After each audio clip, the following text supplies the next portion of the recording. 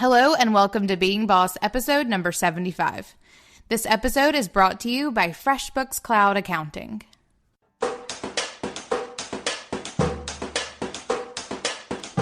Being boss in work and life is being in it.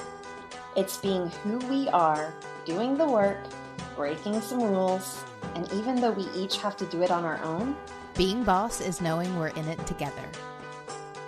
Today we are chatting with our boss boyfriends, Paul Jarvis and Jason Zook, all about podcasting. So obviously being boss has been a huge part of our career trajectory, and we want to talk to Jason and Paul, who also have multiple podcasts now, which we'll get into, all about podcasts and how they've helped our business, how they've changed the path of our business, and how podcasting has changed the way that we all shape and share our content. One of the things that we're talking about here today in today's episode is sponsors and making money off of sponsors in your podcast episodes. And so I want to take a second to thank FreshBooks Cloud Accounting. FreshBooks is the easy-to-use software designed for creative entrepreneurs who don't really want to spend all their time invoicing and billing and capturing their expenses. It's such easy-to-use accounting software. I could not recommend it more, and I actually use it myself. So it's really important if you're starting a podcast and you're looking for sponsors to really believe in them. So thanks again, FreshBooks. We love you guys.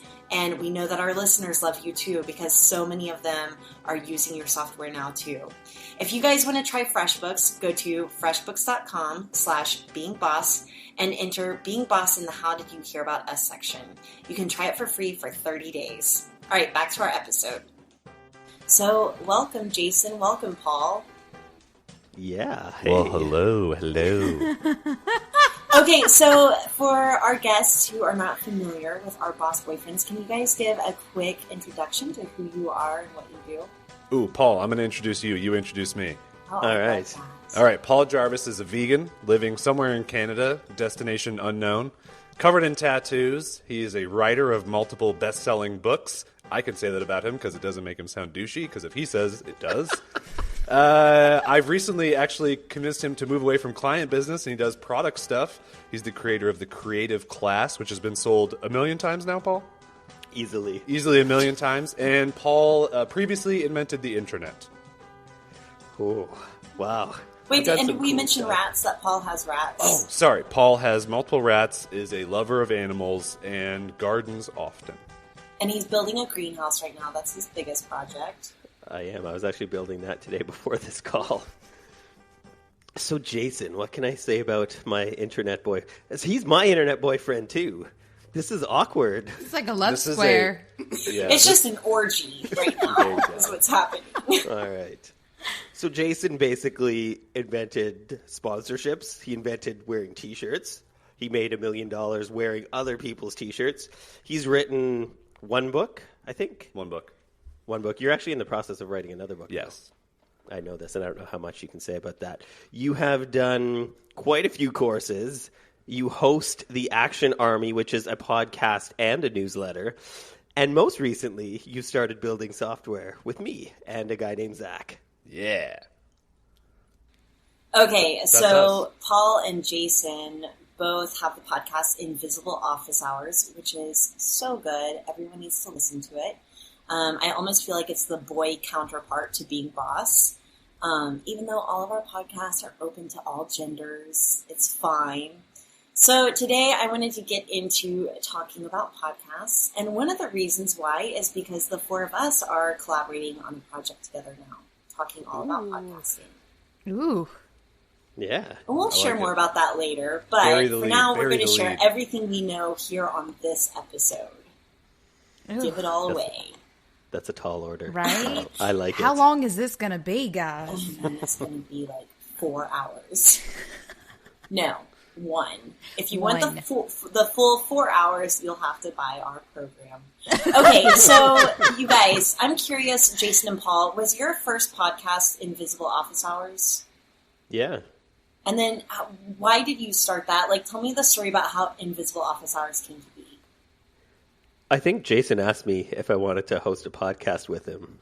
Well, yeah, so Paul and I, we met on Skype, and it was romantic. Cute. And So, initially when we started talking on Skype, which I know was over 2 years ago now, we would just have conversations about our businesses and like the way we thought about things. And probably after like the 20th Skype call, there were... Okay, what you all can't see is right now we're all on Google Hangouts chatting. And Jason's saying really sweet things about Paul, and Paul has like these little hearts floating coming out above of his head. I don't even know how you do that. That was amazing. I saw Emily laughing, and I was like, what is going on? And then I saw love. Anyway, so Paul and I were having sweet, loving conversations, but about business stuff and about life stuff. And I don't know, I think we just started getting into long conversations about like one topic. And I think at one point I was just like, we should record these and share them and see if anybody else would give a shit to listen to them. I don't know if they would, but I find it interesting. Like, I look forward to us getting on Skype and ranting about things. Other people might be interested. And I think like Paul was super busy with client work at the time, and I was doing something weird, selling something weird as I normally do. And we were just like, let's do it. Let's keep it super simple. We're not going to have like all the bells and whistles of every podcast. We're not going to try and compete with anybody else. Just record our conversation. That's it. And put that onto the internet in a podcast. And that was really where Invisible Office Hours kind of came from. Yeah. And we decided not to have guests ever. Yeah. We have one guest spot that's waiting. Is it for us? It will always be available. Unfortunately, it's not. Paul, who's our only guest? Technically, they are going to be a guest if we're that's true. Airing something with them. So yes, you guys, and who's our only other guest we'll ever have, Paul? Tony Robbins. Tony Robbins. So funny. I think I've heard you guys say that before. Yeah. Well, it was either going to be Tony, or I would have guessed maybe Oprah. Like, those are usually... Yeah, I'd be... I'd take Oprah, I guess, if I had to. Yeah. Only if she tweeted us and asked us to be on. Yeah. Gotcha. But if she sent an email, we'd say no. No in the email. But yeah, so we don't do guests. We don't do... we didn't do sponsors for the first 2 seasons. And that's also, I guess, something that's different about our show is that we do 12-episode seasons. And there's no rhyme or reason to that other than just we don't want to be doing a full-time podcast. We wanted to just do it in chunks and that we could be done and then take a break for a couple months. Because, there are so many podcasts out there that are daily shows. I mean, soon there's going to be an hourly show on podcasting. Someone's going to do it. 72 minutes every hour. Yeah. And typically, do you guys record your podcasts like all 12 over the span of a couple of weeks? Isn't that right?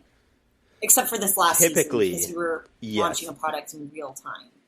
Yeah, this last season was real time, so we couldn't do that. But all the other 3 seasons, Jason and I basically carved out like 2 or 3 hours every few days for about 2 weeks and just bang them all out. And then we could just release them one at a time because our schedules are always really in flux.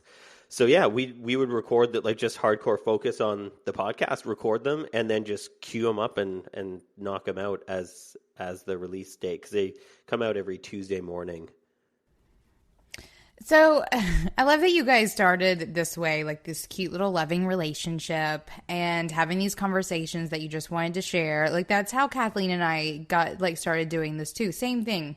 And I kind of feel like that's one of the magic things about like these partnership podcasts. And I've heard lots of people talk about like after listening to lots of podcasts with one person versus more than one person, like they tend to go towards the ones that are 2 people because the dynamic there is so awesome. So good. Glad you guys do that.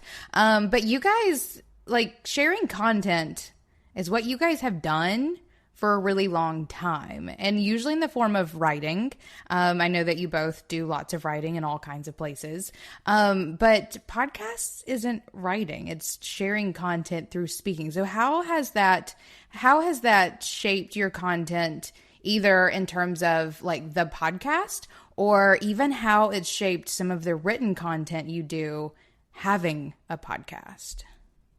Yeah, that's a good question. And I think part of why it's different and it's more difficult for me to do audio than writing. But with my writing, I still read every piece I write out loud, basically to see if I sound like a jerky McBoatface. Like I need to see if my writing sounds like me, so I read it out loud.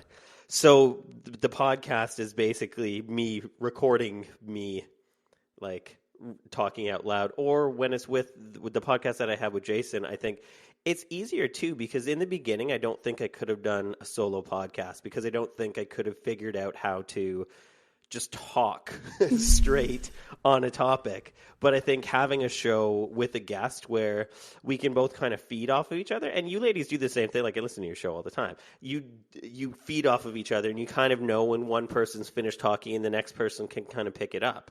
And it's so much easier to do a podcast that way. I have to do prep for my solo show because there's nobody. If I stop talking, it's just silence. So with Jason, like, we don't really need to do any prep. Typically, we decide on the topic, like, as soon as we get on the phone with each other. Like, what do you want to talk about today, Jason? I don't know, Paul, let's pick something. So I definitely felt that in the first... So you guys have had 3 seasons now of Invisible Office Hours? 4. Do you think that moving forward, it will still be like, what? Oh, sorry, 4. So... First season, I could definitely feel that you guys were like off the cuff. Like, let's talk about what we eat. Let's talk about death. Let's talk about just kind of stuff that friends talk about. But do you feel like you're having to get a little bit more... Well, maybe I'm not asking this as a question so much as stating like what I've experienced with me and Emily is that either we feel like we're saying the same thing over and over again, or we're having to start to get strategic about the content that we are sharing in order to sell products, or in order to make sure that our editorial calendar, as we grow this media empire, like the podcast is just one component of it now that we have to blog too, we just want to make sure that everything is consistent and cohesive. So for you guys, I know that you're constantly launching products. So has that kind of shaped how you create an agenda for your podcast, or are you still doing it off the cuff? Yeah, I mean, I think looking forward to season 5, I've been thinking a lot about like what the thing that it runs together for all of our seasons is it's our opinions, it's our thoughts, it's our unique outlook on the things that we do. So that to me is the easy like lens that we put Invisible Office Hours through. And then it just becomes, okay, well, what are the like topics? What are the overarching things? And, you know, we did 36 shows about a specific topic. Now, obviously, there's way more things we could talk about in the world. But like you guys, you know, do we want to say more things about like high level topics, you know, like startup culture and, you know, another topic about money or, you know, anything else? And I don't know that we do. If anything, we get a lot of really good feedback about the non sequiturs that we go on and the weird things that we talk about. And so I almost am of the mindset of like, let's make a whole season about weird stuff and maybe even play up on a little bit of like cultural things, but in a complete different twist. So like a good example is we were talking with somebody about something and Panama Papers came up. And so this was like a huge thing in the news. I had no idea what this was. I don't watch the news. I don't listen to the news. I had no idea. And then Paul, before like actually hearing about it on some news show, he didn't know what it was either. So I thought it might be funny if we took like general topics that we've all heard of, but that Paul and I have no knowledge of, and then we could just talk about it. Like what is this? What could it be? And then maybe by the end of the show, one of us like looks it up and then gives the real answer. And it could be just a really funny thing to see. Were we even close? Like, do we have any idea? And now I don't know if that's a good basis for an entire season of 12 episodes of a show. Maybe that's a segment of the show. You know, now that we've done the 4th season, which was like a lot of different segments, a lot of different things, really pieced together, edited together, now it seems easy to do like maybe one topic, one segment. So I don't know. I think for me, it's just whatever we do is just going to continue to be our opinions and our thoughts and not trying to like be the next Serial or startup or any of these things. It's us. And that's what makes it interesting. And we're happy to kind of keep it that way.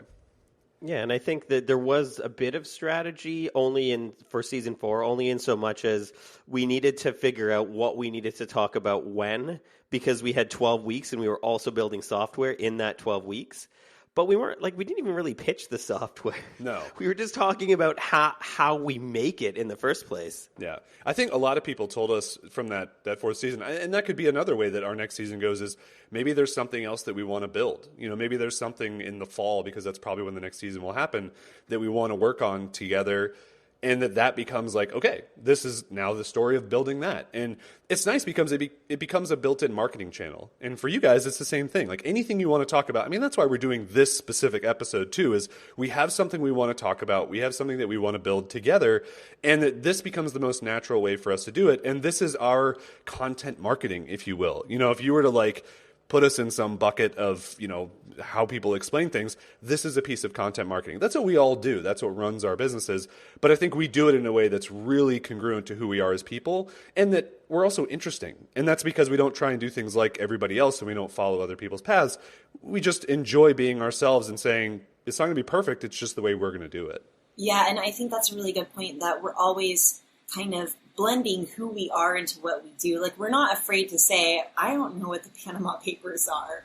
Or right before we started recording this, we were all talking about the weird little nuances of how we organize our desktops on our computers, or how we, like, our creative process when it comes to business systems. But one thing that I want to mention about content marketing is that for me, I accidentally stumbled into content marketing with blogging.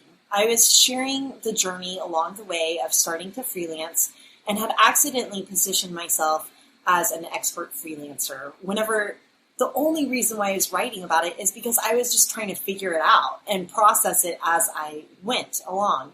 And so I find that podcasting has been very much a similar thing. And I think that content marketing can get a bad rap now. I think especially with all the listicles that are out there, and there are some kind of cheesy ways of doing it. I happen to follow a lot of people that are just giving away their gifts of knowledge. So whether or not you ever buy from any of us, you could look at any of our materials and pretty much learn how to run a business, how to write, how to market yourself in an authentic way, all these things. So I think it's interesting too that, like, we've all found these revenues for sharing what we do, but then accidentally, but maybe now not so accidentally, make money off of it. Yeah, and I think a really interesting thing there is, like, you bring up a good point. I mean, Paul and I both write a weekly newsletter. I don't know how often you guys put stuff out into the world, but that basically boils down to 2 books a year in the amount of words that we write. So we give away 2 books a year of content, and they're not set up that way, but that's kind of the way that is. I don't know, maybe that should be a way that I market my email list, is like, I'll give you 2 books a year in these weekly articles. Maybe that would help conversion rates. I don't know. I don't give a shit about that. I care about writing content that helps people and then putting my own personal twist on that. And I think all 4 of us know, and I think a lot of your listeners know, because I'm also very familiar with your show. I listen. I love it. It's super interesting, is that you listen because of the funny things that you guys say. You listen because of the strong opinions that you have, not just the, like, I don't like the term content marketing. It's that I fucking hate the term content marketing. I don't like being said that, like, I'm a blogger. I'm not a blogger. Like, that feels bad, but there's nothing wrong with that. It's just that we've been so inundated with people who do that in, like, a sleazy way, and then it makes us feel like, oh, well, we're getting lumped in that same kind of bucket with people, and I don't like being in buckets, Paul. Me neither. Well, and I think, like, this brings me to this idea of, like, and one of the reasons why I like podcasting so much is because, like, Kathleen and I could write the things that we say on this podcast into blog posts, and no one's going to give a shit.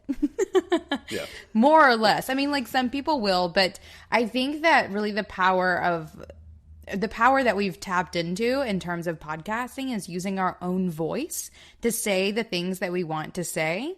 Does it give us more credibility? Because I don't think that's really the word I want to say, but it sure makes people relate to what we're saying so much more than if we had just started a blog saying the things that we are all saying. Like, if you guys had posted a blog post about death, I can't imagine what the feedback would have been like on that. A lot of negative feedback. Right? But because you guys talked about it in a podcast and you guys are just riffing off each other and just sort of going there, it was kind of like a cool topic where everybody's like, yes, I'm glad someone's talking about this. Writing about it, maybe not. Talking about it, it's an okay thing to do. One thing that I experience whenever it comes to writing versus podcasting, and I still really love writing, I feel like I can get much more concise, and I can really craft my point or my story in the way that I want to. I feel a little bit like a spaz podcasting. But one thing that I've loved about it is that with writing, and especially blogging, I was starting to get really overwhelmed by haters. And I don't care anymore at all. But at the time, whenever we started the podcast, I had just had my baby, Fox, and he was maybe a year old. I was really uncomfortable about what I could share and what I couldn't share. And I feel like what podcasting has given back to me is the ability to be candid and to blend more of my personal life into the professional stuff. So even if I'm not blogging about Fox, I'm more likely to talk about him here on the podcast, just in passing, because for someone to invest an hour of their time to like hate on me, that's a big investment versus someone just reading what you're saying. It's really easy to, I think, misunderstand and dehumanize people whenever you're reading their written word. And I think that that's what I love about podcasting is it has brought back a little bit more humanity and personality into my business. And that's what I love. Personal branding is my jam. So. And I think that's why our podcasts excel, is because we're not afraid to do things the way we want to do them and to be ourselves on a show. Because I know a lot of people who've started podcasts who are just get bored, or that if it peters out because they're like, okay, I need to have this type of guest. The show has to be like this. And like, I can hear them read, like I've been on a lot of shows like that. Like I can hear them reading questions. And it's like, if it's not fun, do something different. Like Jason and I have a show that has 12 episodes a season, random number. We don't have any guests. It's the two of us talking for 60 minutes. We rarely edit it in terms of cuts unless there's like an audio problem. My doorbell and rings. It's like, yeah, exactly. If somebody steals your Fitbit from your front door, like, things happen. But I think that it's finding what works for you, like being strategic about it. Sure, if you want to eventually monetize it or something like that, but it's figuring out how it works for you. Even like Jason and I have solo shows. And it's just, for me, it's just me talking. Jason intersperses other people's stories and other audio as well. But it's like, you can run your podcast however you want. It's your podcast. Like iTunes lets you put up anything, pretty much. So one thing that I admire about you guys and why I like hanging out with you so much is that you're constantly creating new products and putting out content. And I'm just so curious about that because I feel like I've been brought up in a way that it's all about niching in and narrowing in on your expertise and really staying focused. So I'm curious for you guys, the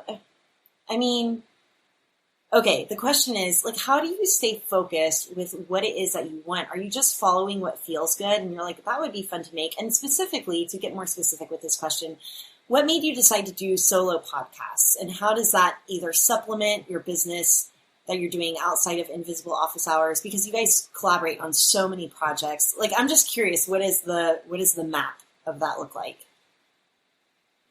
I wish there was a map. Oh God. See, I have a map. So that's where we're different. That's what's fun. So like Tell me about your map. Yeah, I made my own. I wrote my own map. Like I started my own solo podcast called The Action Army because for one specific reason.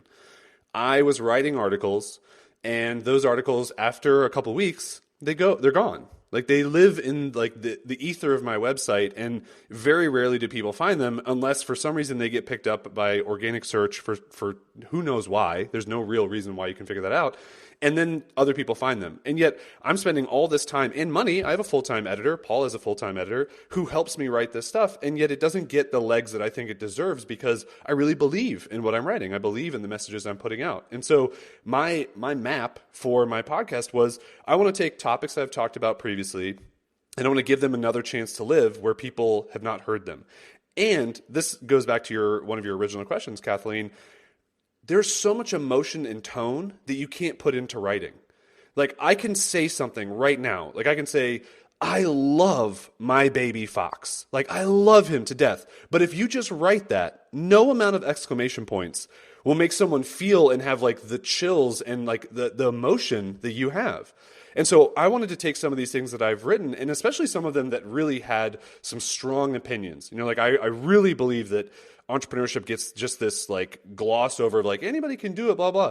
No, anybody can't do it. And it takes a lot of sacrifice and it takes a lot of hard work and it takes a lot of things that people aren't willing to share because it doesn't get good headlines.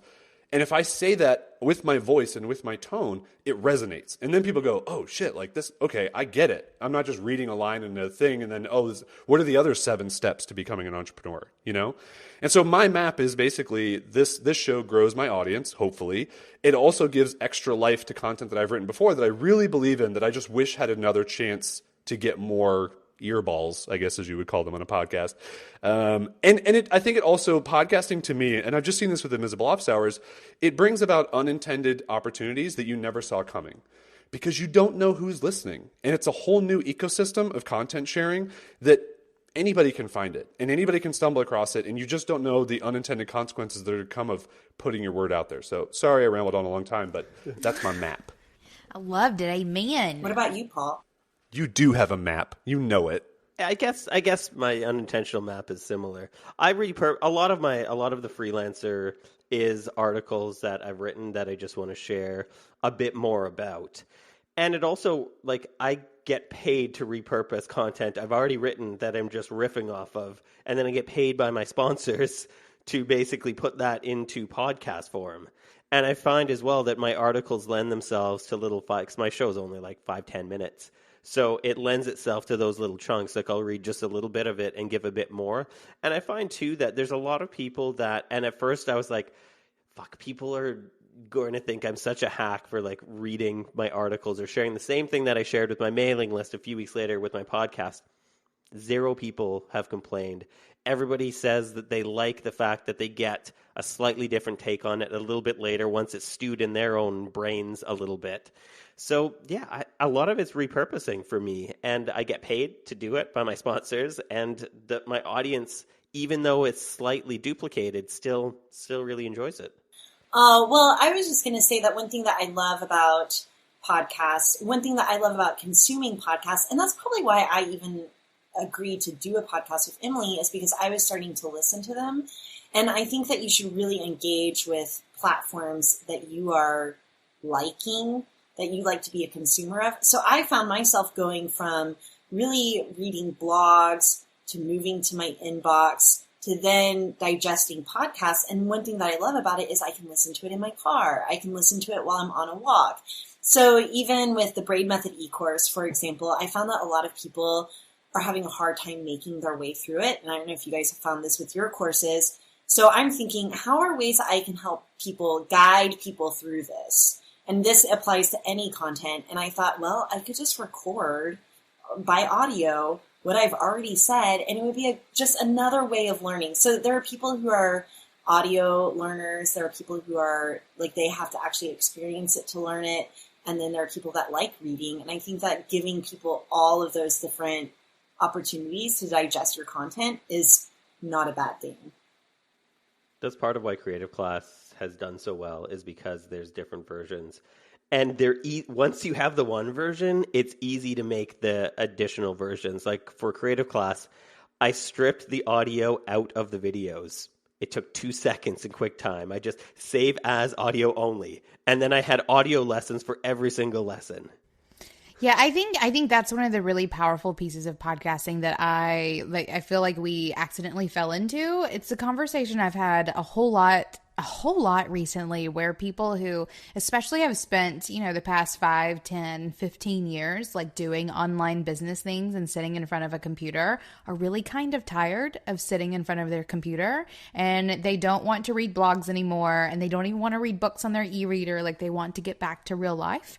And I think that's one of the things that we've tapped into with podcasting that I never anticipated, is we're capturing the audience who is not sitting in front of their computer consuming content. We're capturing the audience that is, riding in their car to work, or taking walks, or working out, and like being able to get in people's earballs at those times, I think has been a really powerful accident that we've stumbled into in terms of podcasting, because I think that there is a little bit of a movement of people getting out from in front of their computer screens and back into the real world. So if we can continue to share content and grow our brands and support people in whatever way they need supported away from their computer screen, then high five. I think that also brings us back to consuming content in a long form way.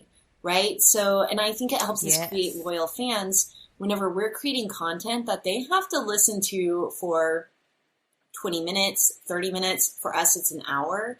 I think that that's something really special. And I think that you end up creating almost what feels like a relationship with your listener. Whereas reading, and especially as the years have passed, I'm finding that my attention span whenever I'm on the internet is getting shorter and shorter and shorter. So that's another thing that I think is great about podcasting is you really feel like you get to know who you're listening to. And even for us as people who are podcasting, and I don't know if you guys feel this way, but we have a raving community of bosses who are going on vacation with us. They're in a Facebook group. They're having conversations with us. And I think that that's a really special thing that we're getting from podcasting that I don't know that I ever got from my blog. Our audience is actually talking to your audience too. I saw pictures from Being Boss Miami of Invisible Office Hours listeners together, which I thought was just the coolest thing ever. But I think you brought up a good point where, like, I'm not going to sit down and read one thing for an hour. Like, very rare, maybe before bed if I'm reading a book.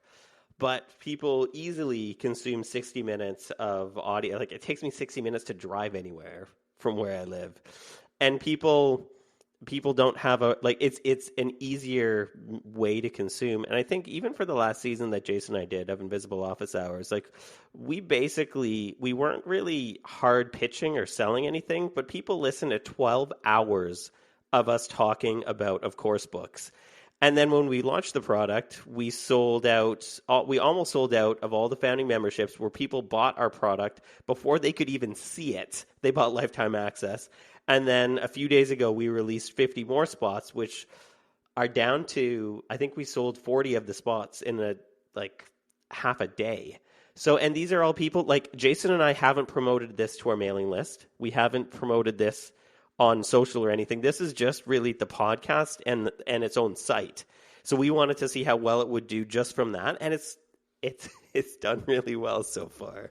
Yeah, we get tons of feedback from people who talk, like listeners, like especially like some of our biggest fans who have said that they feel like they're just sitting in a coffee shop with us, just listening to us gab on about whatever it is we're gabbing on about, and that they feel like they're part of the conversation. Like that is a relationship that blog readers very rarely feel with the bloggers whom they're reading. So I think again, that sort of powerful piece of like hearing someone's voice speak the words that they're wanting to share creates sort of this attachment that you can't get through most other forms of content sharing. And then like just being able to like make them your biggest fan so that they like buy into whatever it is that you're creating. If it's something that's for them, I think like that is the power of like the business of podcasting right there. Hi bosses. Running a business online comes with some pretty cool perks. Meeting up with cool folks all over the country, working from a laptop wherever I am, and sharing content by just chatting with some pals. We all really are busting our asses, but we're building lives and businesses that we love. Apart from location independence and the connections that I get to make with creatives everywhere, my favorite thing about running a business online is the tools that are at my disposal to make it easy for me to work smarter, not harder. For me and Kathleen, both in our own businesses or together at Being Boss, one of those tools is Acuity Scheduling. Acuity offers scheduling software that automates the hubbub of scheduling meetings with potential clients, new clients, or even friends and new acquaintances. We use it to book client kickoff calls, coaching calls, podcast guests, and more. It saves my team and I hours every week. When someone wants a meeting, we just send them a link and they schedule themselves up based on the availability of our calendars. Easy as pie. Book like a boss, work like a champion. Schedule clients without sacrificing your soul. Sign up for a free 60-day trial of Scheduling Sanity at acuityscheduling.com/beingboss. Now, let's get back at it. I'm curious how podcasting has affected your guys' business. Are you seeing more money or more opportunities to create new products? Tell us what's going on there. Yeah, I mean, if we now add in, of course, books sales to our podcast overall, like just I would say just Invisible Office Hours. So not even talking about Action Army for me or Freelancer for Paul. we've just now crossed over making $100,000 with the podcast alone. So that's across the first season. We did nothing. So we just made a podcast, didn't promote a thing, put it out into the internet. The second season, we promoted what was called a bundle of awesome, where Paul and I said, hey, we have a lot of products. People listen to us because of us and the things that we make and talk about. Let's bundle them together. We sold that for the 12-week period at a bump sale pricing, which is the $1, $2, $3 incremental pricing. And that did really well. We wrote a post on that afterwards, and it was basically like $43,000 that we made in 12 weeks, which was cool. And that was repurposing. Again, Paul talked about repackaging content. We repackaged products as well. And so, the third season we did we did some private episodes. I think we did 8 episodes. Can't remember. For How Dare You, yeah. Yeah, and then we did the How Dare You, which was a course, basically, that you would get about personal branding, and you could buy that throughout the season. And then the fourth season, we had a sponsor, first sponsor we had on the show, Acuity Scheduling, who you guys work with as well, and, of course, books. And so $100,000 has landed pretty much in our laps initially from Skype conversations where we just kind of joked around and then said, well, we should make a podcast out of this. So the opportunity is there. And the one thing that I think everybody was just saying a second ago is accessibility. Like, podcasts are so accessible now. You can get it on your phone, you can get it on your iPad, you can get it in your car, you can get it on your computer, you can get it, streaming through devices on TVs now. It was never like that before. So to me, the way that I look at podcasting, and we can definitely jump into some more of the money stuff, but is that it's everywhere. It's just as accessible now as anything else. And so it's the new blog. And I think that there is an opportunity now for anybody to get a microphone or just use your Apple headphones, record on QuickTime on your computer or whatever you want, and upload. And that's it. That's as easy as it is to start a podcast and start making money. And that's all that we do. There's nothing secret. There's no, okay, guys, everyone be quiet. We got to tell them the secret, the secret tunnel that you go through to make money.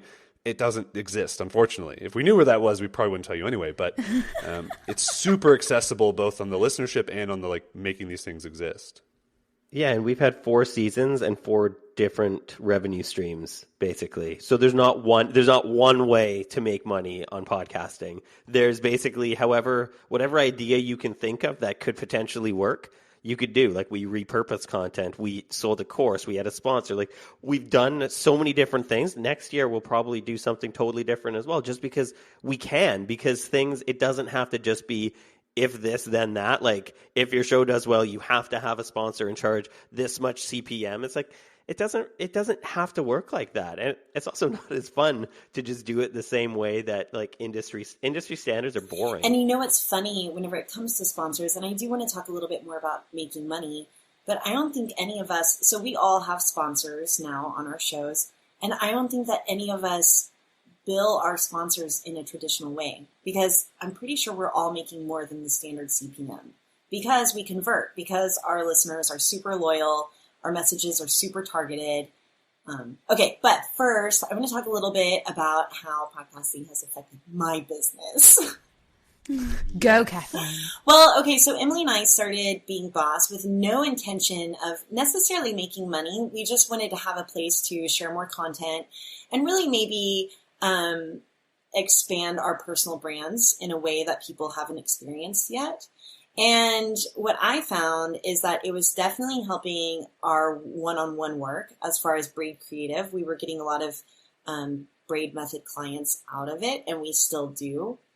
And maybe if it's not even direct, a lot of our Braid Method clients have gone on to listen to the podcast, which I just think in some ways helps solidify the brand experience in general. They don't feel like we did this service for them and then we're see ya. They can still listen to the podcast and feel like they're maintaining that relationship with us. So lots of one-on-one work. But then also as far as digital products go, I have definitely increased my sales on the Braid Method branding e-course, which has been huge. And then even talking to you guys are always super generous with your knowledge and advice on how to really, hone in or expand or tweak that product to make it more efficient or more sellable. And then Emily and I had no idea that we would be landing sponsors that would be so generous and so supportive. And that alone, we ended up accidentally creating a legit business out of Being Boss. So I think that was a really unexpected effect of having a podcast on our business. What about you, Emily?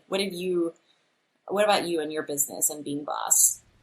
Yeah, same. I mean, Indie Shopography started getting clients who were coming to us, like fans, like already knew enough about me that they wanted to work with me, but also us too. So we had people coming to us for our Indie Boom offering, wanting to work with Braid and Indie for like a combined Braid Indie Boom, to like get branding and websites done. So we definitely were converting listeners to like one-on-one clients, which is really great.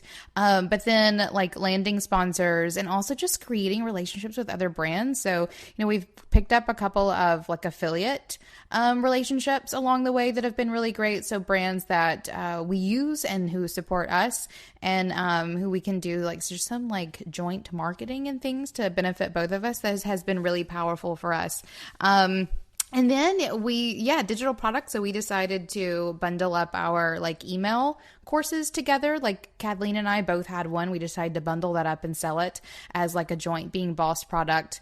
Vacations. Yeah, I was going to say events. So that's been a big thing for us that it's not only made us a little bit of money in the grand scheme of things, not as much as things like a digital product or one-on-one services might do, but what it has done, I think, is help us understand the direction and impact of our brand. So one of the things that we accidentally stumbled upon, I think, Being Boss as this thing. But this next year, we're wanting to really grow it intentionally, but with the same spirit that it was created under. So I'm really excited to see where it goes. And we have things in the future, like a lot more digital products, a book, collaborations with guys like you. Things like that have been so unexpected and so delightful almost. Delightful is never a word I use, but it feels delightful. Oh, it fits. I like it. Yeah, I mean, I've been really surprised. I mean, we both went into this. Like, obviously, we're entrepreneurs who are, like, good at monetizing. So we're like, yes, we're going to make money on this. I don't know what that looks like yet, but we're just going to do it and see what happens. So we started recording, and, like, we've kind of tapped into multiple revenue streams just within, like, less than a year and a half now.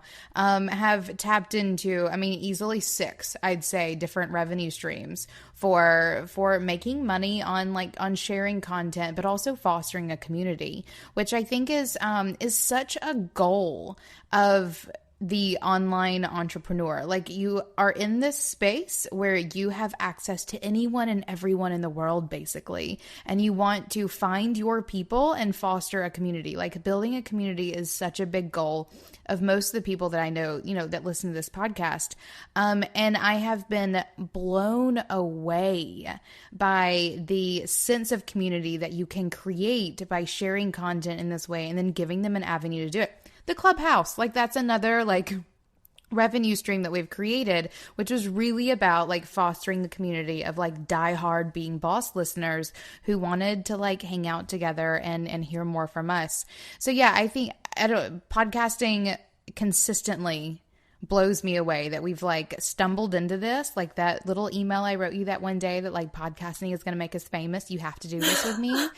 Would have turned, like the idea that it would have turned into something like this, it just blows my mind on an ongoing basis. And I also like, look at my Instagram account or like our Twitter accounts or like the Being Boss Instagram account that we just opened, and those sorts of things, and seeing like the social traction that we're able to gain by just like speaking and publishing.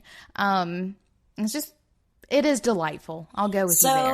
Delightful. I think that the whole point of this, though, is that you can make money in a lot of different ways podcasting, and it doesn't have to look like any certain formula. I know that whenever I was blogging, I always felt so embarrassed and then spiteful of advertisers and sponsors. So then going into that in the podcasting world, and I don't know what your guys' experience is with this, having just taken on advertisers, it's so much more genuine than I thought it was going to be, or not as icky as I imagined it being. So there are lots of different ways to make money. You don't have to just have sponsors. It could be that you're trying to sell a product or a one-on-one service.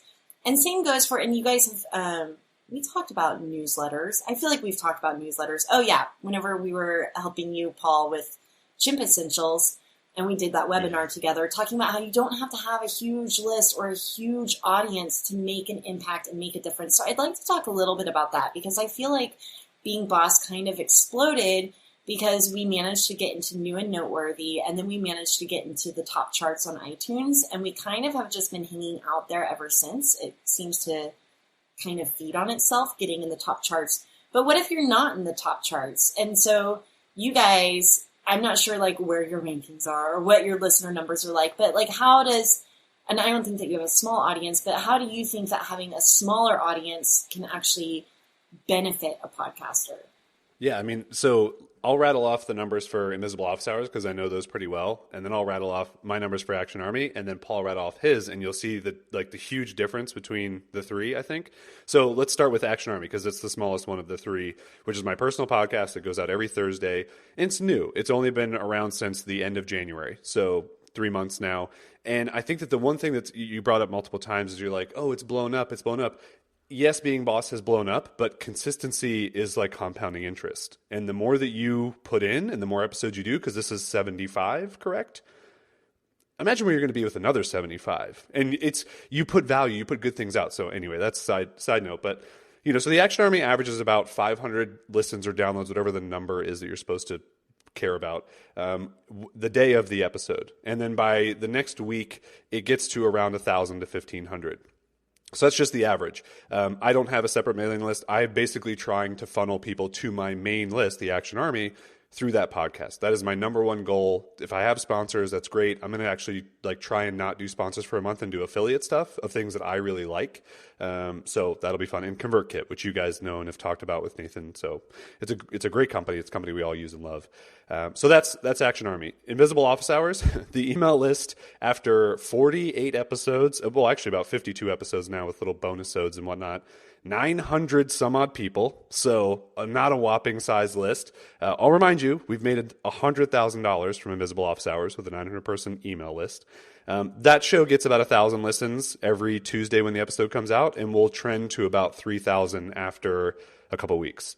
So again, these are not numbers that you hear, you're like, I can't obtain those. Those are insane. A 900-person email list getting, 500 listens on an episode, I think that's attainable for anybody. And, it goes to show, I don't know where my show is in the rankings on iTunes. I've never known.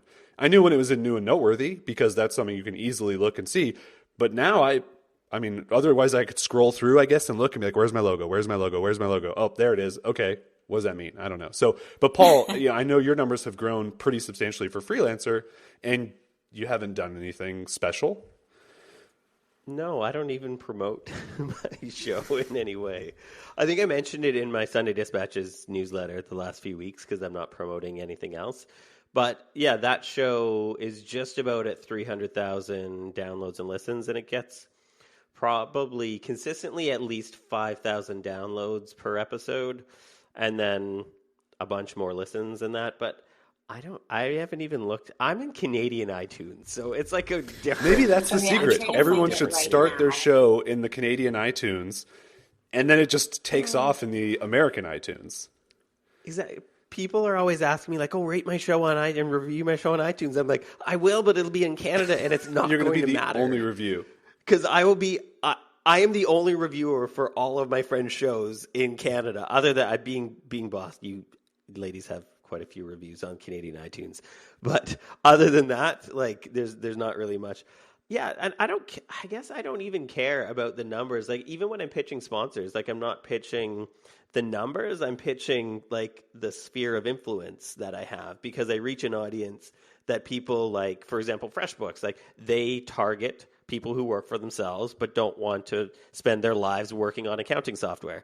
Guess what? That is exactly the only people that listen to my show are those exact people. So it's easier to pitch based on the value of the show and the value of the audience so it's easier to pitch, but it's a smaller pool of sponsors that you can pull from, but that's okay because those sponsors really, really want the audience that you reach. And it doesn't have to be massive numbers to work, I don't think. And I think that growing your podcast is just like growing anything else. We recently reached 1 million downloads. Da, da, da. I know. Yeah. So awesome. But our numbers aren't far off, Paul, from yours. What do you say, Emily? Right. So we get, let's see, it looks about 24 hours after download, about a little less than 4,000 downloads. Let's see, we have about 22,000 downloads every week. Actually, more than that. That's just But that's iTunes. 22,000 like total, not per episode. Right. I think per episode, Right, between yes. 8 and 10,000 downloads per episode. Yeah. So one thing that I just want to mention, though, is that it's not necessarily about the metrics and all the numbers, because even that for us, it might sound like a lot, and 1 million downloads might sound like a lot, and it for sure is something to celebrate. But there are people that have double that, triple that, quadruple that. So again, just like anything else, it's important to not get like hung up in the metrics game, because everything that we do, I think, is about building connections and building meaningful relationships and helping people do what they do best, us doing what we do best. It's just about being a creative, right? So one thing that we found has really helped our growth is creating that community, and that community is allowing them to talk to each other. So I was in a client meeting this morning, which is funny because I'm not doing as much client work as I used to be doing. But I was in a client meeting this morning, and one thing that they said, they're in an organization, is that you can, what did they say? Everyone can see each other, but not everyone is being seen by each other. Never mind. We should edit that out because I got it all wrong. I wrote it down, but that's kind of how I feel about being boss, is that our tribe and our creative wolf pack, they're starting to form relationships with each other, even if we're not hands-on with all of them. Even if they're not all showing up to the vacations, they're having meetups in their own cities and talking about the podcast. They're sharing it with their friends, and that has been huge. Yeah, that's the same with Creative Class. Is the main Slack group are freelancers hiring each other.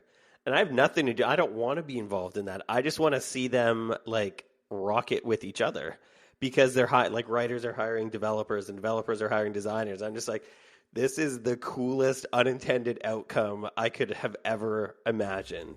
We're like creating little mini economies within our communities, which I think like that is one of the things that I've been most pleased with as well, with like the creation of our communities. Like in Being Boss Miami, we had people there who had met at Being Boss New Orleans in October and like had met each other there, and then in Miami we're meeting up again to talk collaborations and hiring each other, and had talked about how like they had already worked with each other, and like so literally creating these mini communities, these mini like economies within the community that we're creating is like, that's legit shit. Like that is so I know, awesome. It's funny to think that, okay, however much money we've created for ourselves, how much money have we helped generate for our listeners? That's really fun to think about. It's crazy. Yep. And another thing, I want to go back to like sponsors for half a second too, in terms of like, you know, we just shared like a bunch of our numbers, and like we've all sort of created these relationships with other brands.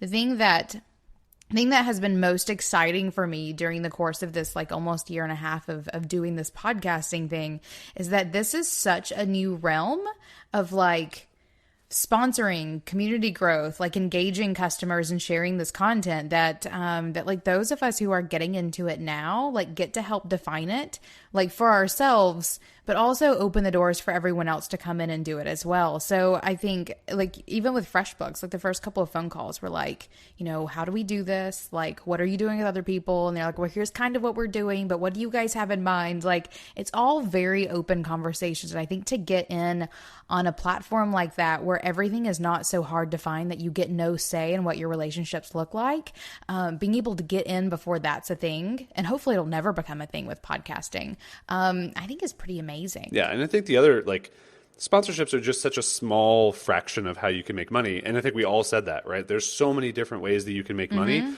And to me, that's what's so interesting about podcasting, because like a blog, there's only so much space you can carve out on a blog to do interesting things. And I mean, you can get as creative as you want. And I've tried to do some really weird things over the years to make money. But podcasting is one of those where, because it's your voice and because you control the message, it can be anything, and you can try anything, and you can come up with stuff. And now it just makes me think for Invisible Office Hours, like, Paul, I want to try something super weird for the 5th season, a way to make money. Like, I just want to do something that's so different because we can. Like, why go for another sponsor? Why build another software product? Why do that? Why not try and do something that's just so different? Because you absolutely have the ability to do it, and you can learn real time as you see it go. Like, what's going on? You know, what's really working? What are people responding to? What am I seeing people take action with? And I think that's the cool thing for you guys, is that you see all these people doing these things, and that's kind of your metric that we all care about. What are people doing that we can actually see, that we actually are happy with? That's what matters. Not how many downloads we get, not how many subscribers, not how many, all that stuff. 1 million downloads, that's the number to celebrate. Invisible Artist, I couldn't tell you our total number of downloads because it's not exciting. I don't even, whatever it is, it doesn't matter. But like getting to those milestones, that to me is just the proof of like, we're doing something that works and that matters. Let's keep doing it. And then how do we feel good about doing that? And I think for anybody listening to this, like, to me, that's such a big takeaway for my own like personal podcast too, is, am I giving value to the people that are listening? Am I making their lives better in some way? Like Kathy Sierra's book, Badass Making Your Users Awesome, is one I talk about so often. Because how are you making your users, your customers, your listeners, how are you improving something in their life so they can be better or make more money or whatever? And then you get the opportunity to make money while doing that. That's pretty awesome. I think that's a better metric to kind of have in mind too, because I think if you start a podcast because you want to make $100,000, it's a slog. Like, it would be a slog. And also, I think our intentions kind of bleed through whether we want them to or not. So I don't know how many listeners you would get if you're just in it for the money or just in it for the metrics. Whereas if you want to do it because you think you have something to say, and guess what? You have something to say, then it becomes a lot, the process becomes a lot more enjoyable, because the outcome, if you're happy with the process, then the outcome doesn't matter as much. Like, if you think that, okay, I want to just give value to anybody who's going to listen to me, then when you're recording it, when you're in the process, you're doing that. So you basically win as you go, as opposed to, I want to start a podcast because I want to make 6 figures a year. It's like, well, you're not going to make 6 figures a year right out of the gate, for one. And two, like, it takes a lot of work, and it takes a lot of, like the ladies, like, it takes so much consistency. Like, you are on your mid 70th episode. Like, that's a lot of episodes, and that's a lot of consistency. I know, and I even remember back on our New Year's episode, whenever I was feeling so bad for not writing a newsletter every week. And Paul, you were like, but you're podcasting every week. Exactly. All right, so before we wrap it up, I just want to talk a little bit about the best way to get into podcasting. So for our listeners who are really interested in making this happen for themselves, that are wanting to start a podcast, what is everyone's best advice, or maybe, one tip that you would give them? I mean, I think it's the least barrier to entry to get started, and just to start with something that you feel extremely passionate about. And whatever that is, don't try and do it like Serial. Don't try and do it like any podcast that you listen to.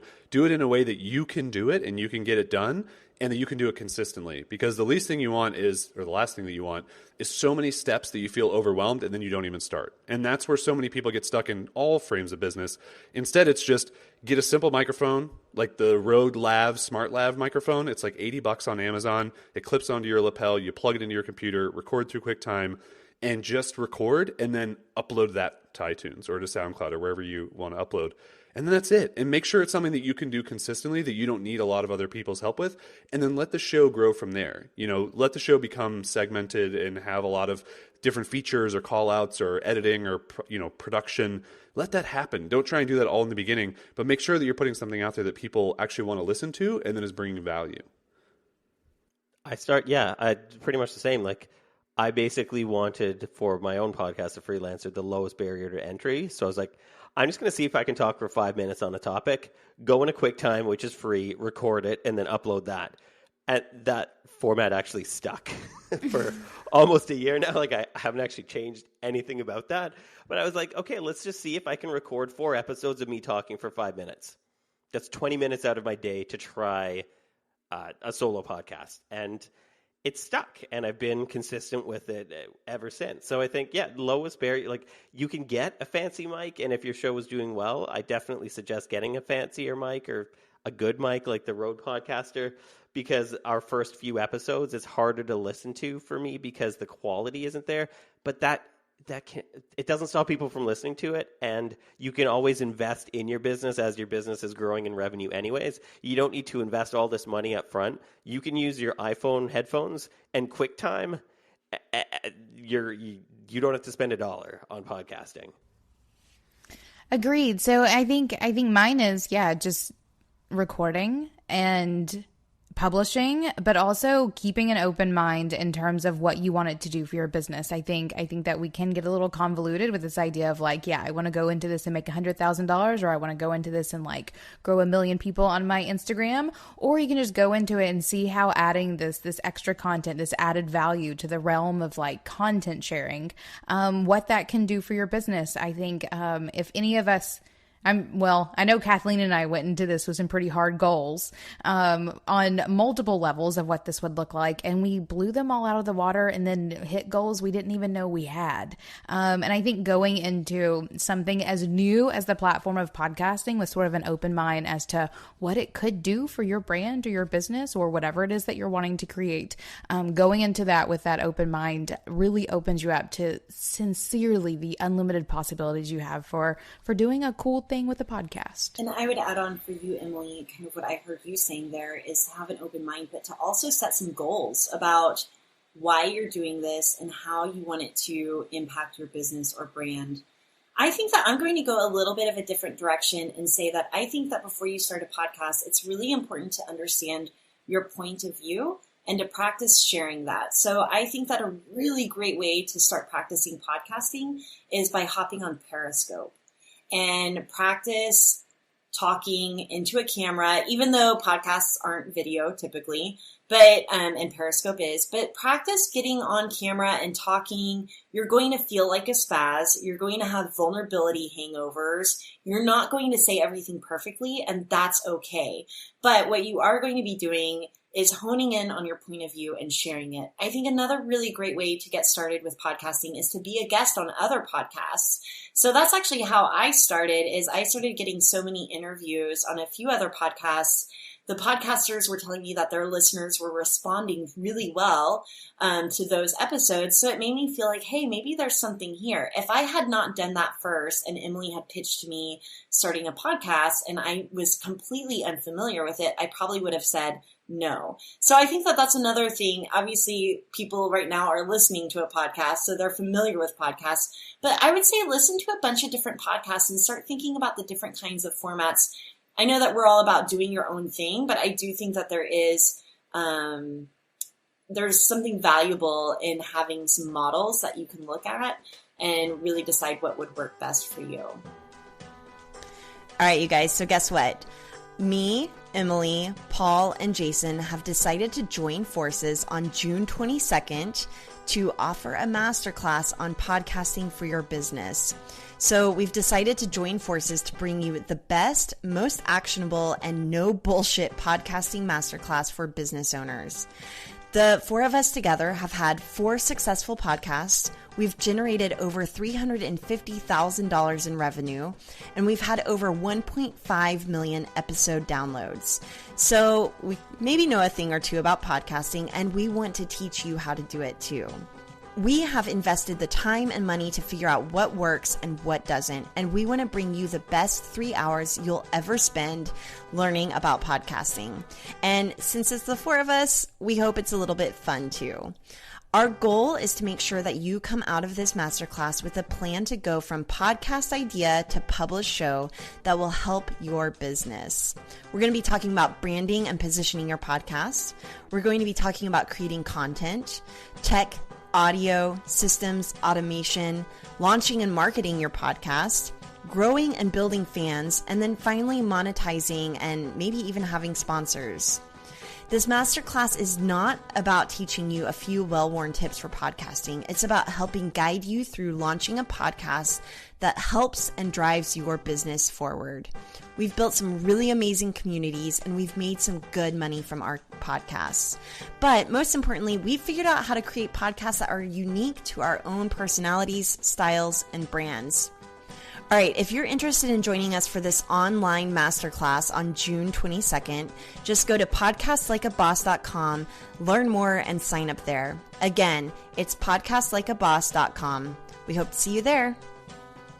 Thank you for listening to Being Boss. Please be sure to visit our website at beingboss.club, where you can find show notes for this episode, listen to past episodes, and discover more of our content that will help you be boss in work and life.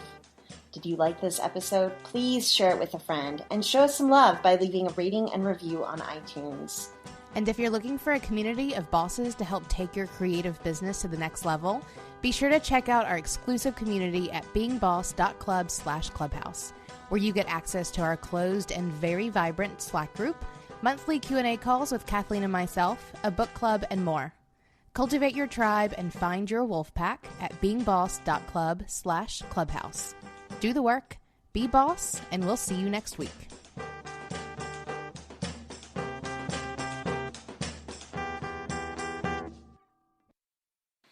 Okay, so we're all recording now. What we're going to do is go around in a circle with we're going to count. Do you guys remember this? I'm so bad Brain at this. exercises. I know. So I'll be 1, Emily will be 2, Jason will be 3, Paul will be 4. We're going to go around 3 times. You guys can do it. I have faith in us. 1, 2, 3, 4, 5, 6, 7, 8. 9. I think that's it. That's good. Okay. Also, you didn't tell me I was going to be 7. I thought I was going to be 3 again. Stress. See, and I don't, sometimes I wonder if maybe I'm a bad teacher, in the way that I explain how to count. I mean, No, none I of us think are you're- saying anything. So. Yeah, I think you're adequate. I can't imagine how you could say that any better. It's fine. Thanks. That's got the it. nicest thing anyone's ever said to me. You're adequate. I'm adequate.